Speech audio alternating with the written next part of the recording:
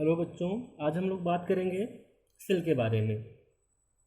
हम लोग पढ़ रहे हैं वैद्युत रसायन। तो वैद्युत रसायन में जो सबसे बड़ा एप्लीकेशन है वो हमारा है सेल का। तो सबसे पहले हम लोग सेल जानेंगे। आपने पढ़ा था यहाँ पर इलेक्ट्रोड विभव, मानक इलेक्ट्रोड विभव। तो इलेक्ट्रोड विभव में आपने ये देखा था कि कोई भी हमारा एक हमने सेल लिया था और उस पात्र में कोई ना कोई हमारा साल्ट सोल्यूशन था जो इलेक्ट्रोलाइट का कार्य करता था, और हमने वहाँ पर कोई ना कोई धातु के क्षण को डाल दिया था, किसी मेटल की राड को यहाँ पर डाल दिया था। और जैसे उसको हम विद्युत धारा वहाँ पर हमने सप्लाई की तो आपने देखा था कि विलयन और मेटल के बीच में वहाँ पर कुछ न कुछ विभवांतर क्रिएट होता था। तो हमारा था इलेक्ट्रोड विभव। तो जब इलेक्ट्रोड विभव बोल सकते हैं या फिर उसे अर्धसेल भी बोल सकते हैं, दो चीज़ें हैं यहाँ पर। तो जो यदि हम किसी दो अर्धसेल को, इसी तरह कोई हमारा दूसरा अर्धसेल हो, जब उन दो अर्धसेलों को हम किसी न किसी के द्वारा हम एक दूसरे से इसको जोड़ देते हैं तो हमारा वो सेल बन जाता है। तो फिर मिला के देखा जाए तो जो हमारा सेल होता है किसी विद्युत सुचालक की सहायता से जुड़ी दो अर्धसेल एक सेल का निर्माण करती हैं। जो हमारी दो अर्धसेलें होती हैं उनको किसी विद्युत सुचालक के द्वारा यदि हम जोड़ दें तो हमारा एक सेल के रूप में परिवर्तित हो जाते हैं या फिर हमारा एक सेल का निर्माण हो जाता है। तो वास्तव में देखा जाए तो जो हमारे सेल होते हैं वो होता क्या है।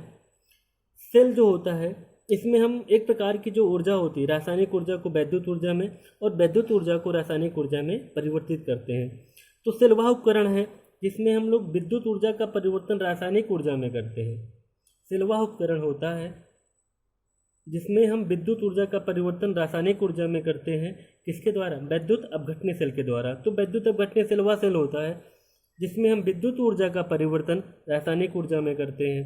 ठीक इसी प्रकार यदि हम रासायनिक ऊर्जा का परिवर्तन वैद्युत ऊर्जा में कर रहे हैं, रासायनिक ऊर्जा का परिवर्तन हम लोग वैद्युत ऊर्जा में कर रहे हैं, मतलब जो हमारी केमिकल एनर्जी होती है उसको हम इलेक्ट्रिकल एनर्जी में चेंज कर रहे हैं, तो जो हमारा होता है गैल्वेनीय सेल या फिर वोल्टीय सेल होता है। तो कुल मिला के देखा जाए तो यहाँ पर जो हमारी ऊर्जाएं होती हैं दो प्रकार की, रासायनिक ऊर्जा और वैद्युत ऊर्जा, उनका एक दूसरे में हम लोग परिवर्तन का अध्ययन करते हैं।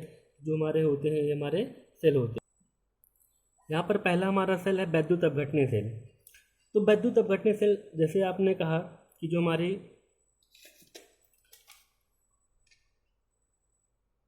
वैद्युत अपघटनीय सेल के बारे में आपने यहाँ पर बात किया कि जो हमारी जो वैद्युत ऊर्जा होती है उसको हम लोग रासायनिक ऊर्जा में परिवर्तन करते हैं तो हमारी वैद्युत अपघटनीय सेल कहलाती है।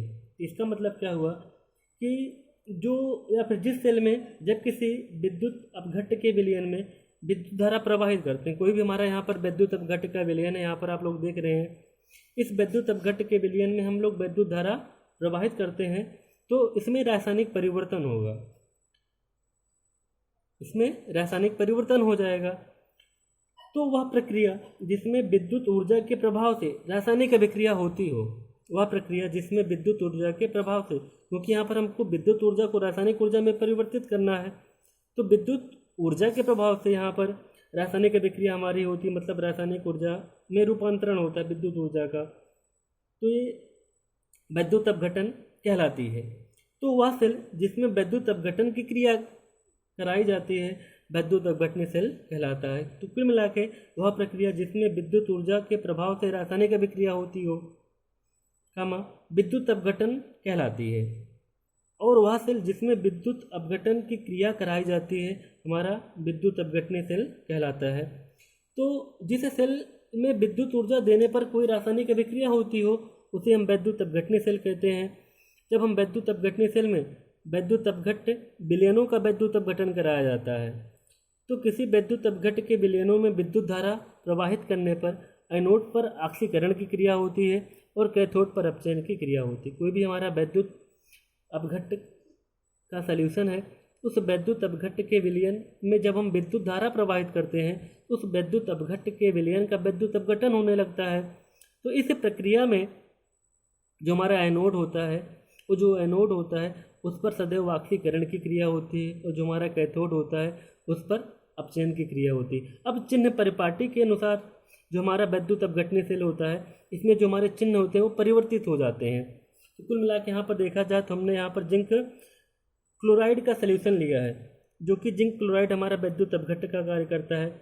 इसमें हमने यहाँ पर इलेक्ट्रोड लगाया, एक हमारा एनोड का कार्य करता है जो धनात्मक इलेक्ट्रॉन होता है, जबकि जो हमारा ऋणात्मक इलेक्ट्रोड है वो हमारा कैथोड का कार्य करता है।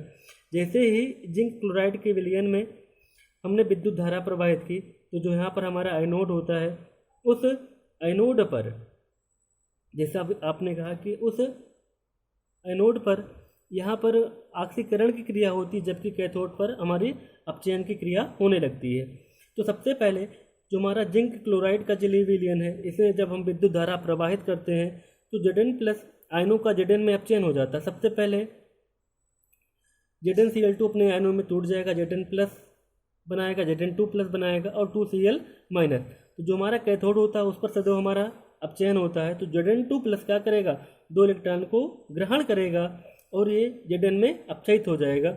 जबकि एनोड पर जो हमारा क्लोराइड आयन होता है, ये इलेक्ट्रॉन को परित्याग करके क्लोरीन गैस में परिवर्तित हो जाता है, जबकि क्लोरीन गैस जो होती है हमारी एनोड के थ्रू बाहर हो जाती है।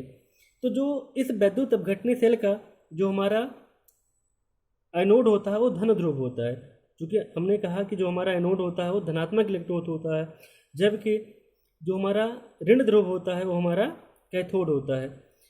क्योंकि अभी हमने बताया कि जो हमारी चिन्ह परिपाटी होती है वैद्युत अपघटनीय सेल का और गैल्वेनीय या वोल्टीय सेल का, वो अलग अलग हो जाता है। तो जो हमारे एनोड होते हैं वो बैटरी का धन ध्रुव होता है, जबकि जो हमारा कैथोड होता है ये बैटरी का ऋण ध्रुव होता है। जबकि यही चिन्ह परिपाटी जो हमारा गैल्वेनीय सेल होता है या फिर वोल्टीय सेल होता है उसमें ये बदल जाती है, क्योंकि यहाँ बैटरी के ऋण सिरे से होता है, क्योंकि जो कैथोड होता है वो ऋण ध्रुव होता है, जबकि यह बैटरी के ऋण सिरे से जुड़ा होता है। ये हमारा था वैद्युत अपघटनीय सेल। जब हम किसी भी वैद्युत अपघट्य के विलयन का वैद्युत अपघटन कराते हैं बाई इलेक्ट्रिक करंट के थ्रू, तो सबसे पहले वो अपने आयनों में टूट जाता है, जिसमें विद्युत ऊर्जा का रासायनिक ऊर्जा में हमको परिवर्तन करना रहता है।